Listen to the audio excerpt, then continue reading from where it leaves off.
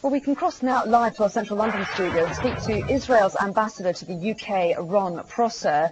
Good evening to you, sir. We're getting some reports this evening of a meeting between Israel's Prime Minister and other senior government officials in Israel to consider the option of offering perhaps a temporary ceasefire truce to Hamas. What can you tell us about that? Well, it's important to emphasize that no decisions have been made until now, and it shouldn't be surprising to anyone here in the United Kingdom or in other parts of the world that Israel's objective in everything is really to allow and achieve peace and tranquility to its citizens in the southern parts of Israel. That was the objective from the start, and Israel is targeting Hamas, which decided to bombard and to shell Israeli citizens in the previous 3 years. So it shouldn't be surprising that we are talking and thinking about acquiring peace for our citizens in the south. What about, though, peace for the Palestinians? Is Israel prepared now to offer a truce to allow aid in? Don't change things around. We went out of Gaza 3 years ago. And there was a ceasefire which was broken unilaterally by Hamas. Israel is protecting its own citizens, something that every democratic government has a responsibility to do.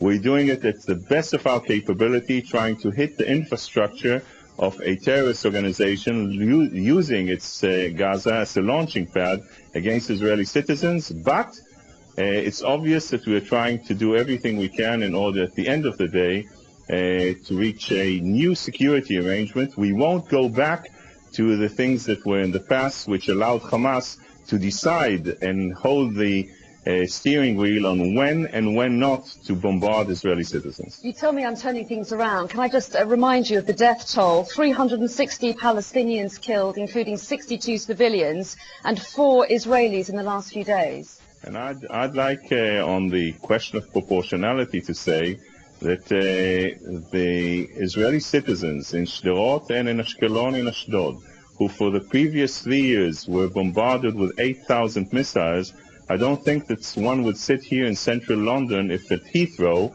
you'd have a terrorist organization lobbying rockets inside the Sky Studio that I'm just interviewed in. I understand that the Israeli Welfare Minister, Isaac Herzog, has told our sister channel, Fox News, of a 48-hour ceasefire currently being considered by the Israeli government.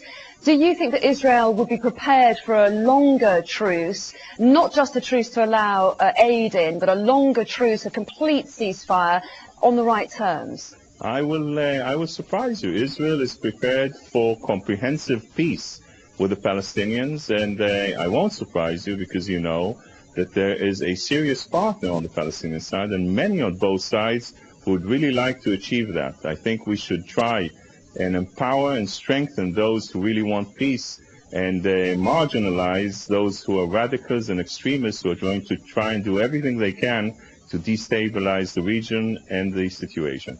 Yes, what I'm trying to get at is whether Israel's ready to stop. Has it achieved what it wants to achieve? You say that the ultimate aim is to achieve peace and to stop Hamas rockets being fired into Israeli territory. Has Israel gone far enough to achieve that, and is it prepared for a longer ceasefire now?